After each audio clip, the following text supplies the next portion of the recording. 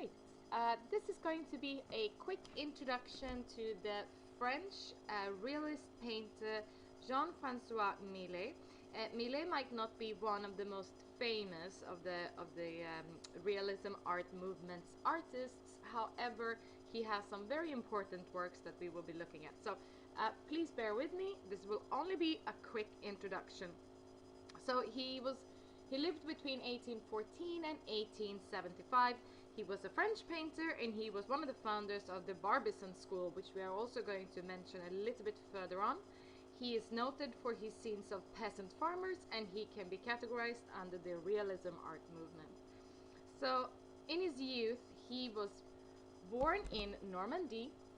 He was the eldest son of his family, and quite early on, even though he had some training in the academic field, thanks to two vicars that lived in the village, or two village priests, he acquired some knowledge of Latin and modern artists, but pretty soon he had to start working on the countryside to help his father. So it's quite important here to point this out, because this will be kind of something to remember when we are looking at some of his art, that there is that sort of sensation of, if you guys have looked a little bit at the sublime, when you are mixing nature with something religious. So all of these motifs would later return in his life, and he would use them in his art. This stopped when he was about 18. He stopped working in the farm, and he was sent by his father to Cherbourg in around 1833. There he studied portraiture, and he then, at 1835, after having studied full-time with Lucien Théophile Langlois, which is also an important art historian to remember, he proved to be a skillful portraiture, and then which enabled him to move to Paris in 1837, where he studied at the École des Beaux-Arts with Paul Delaroche. In 1839, his scholarship was terminated, and his first submission to the Salon was rejected. So as we know from previous artists that actually managed to have very, very famous careers, this rejection of the Salon seems to almost be going with a trend. So now let's take a look then. So in the 1840s, Millet moved around Paris streets and befriended other artists and thinkers such as Theodore Rousseau. During this time, his thoughts on the subject matter of peasants grew. In 1848, he again exhibited at the Salon, but was so criticized that the artwork later disappeared. Now, this is a kind of story amongst a lot of historians and thinkers that believe that Millet actually destroyed the painting himself. So after he left Paris, and he moved to the village of Barbizon on the edge of the Fontainebleau forest in 1851.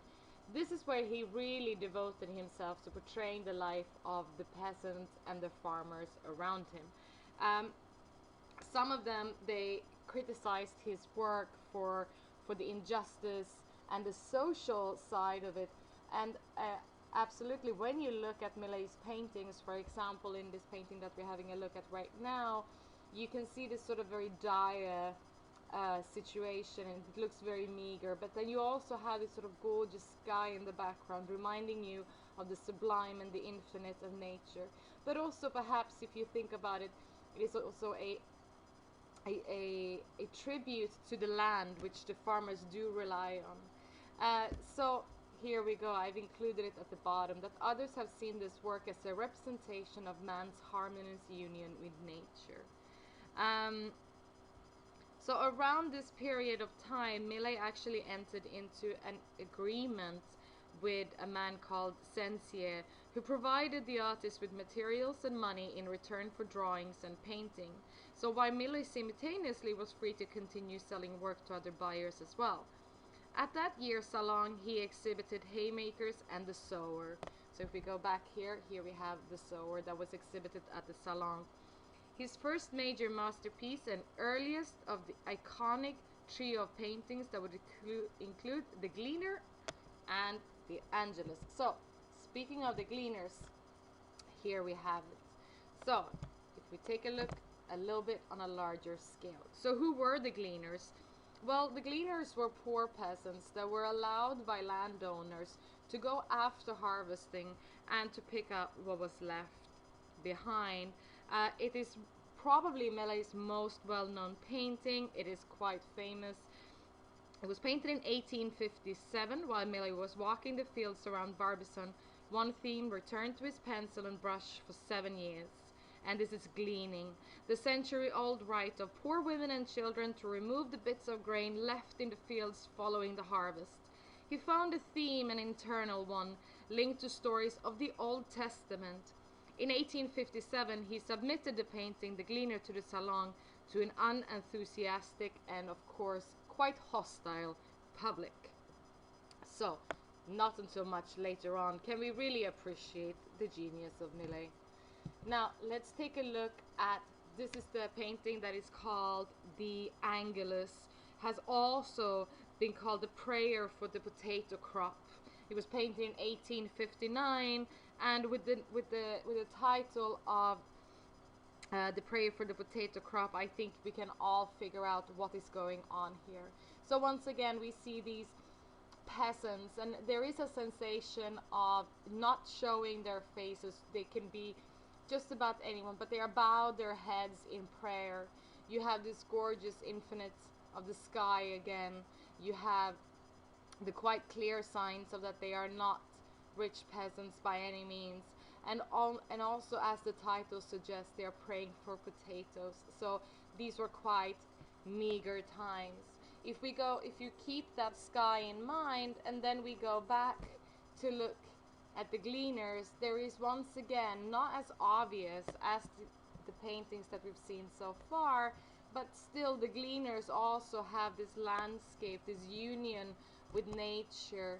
The women, the way that they are dressed, they almost sort of blend in, and there is this sort of harmony within it all. It's almost as if the women are part of the nature. So what is the legacy of Millet then? So Millet was an important source of inspiration, for example, for Vincent van Gogh, particularly in his earlier period. And then just to quickly mention the Barbizon School. The Barbizon School of painters were part of an art movement towards realism in art, which arose in the context of the dominant Romantic movement.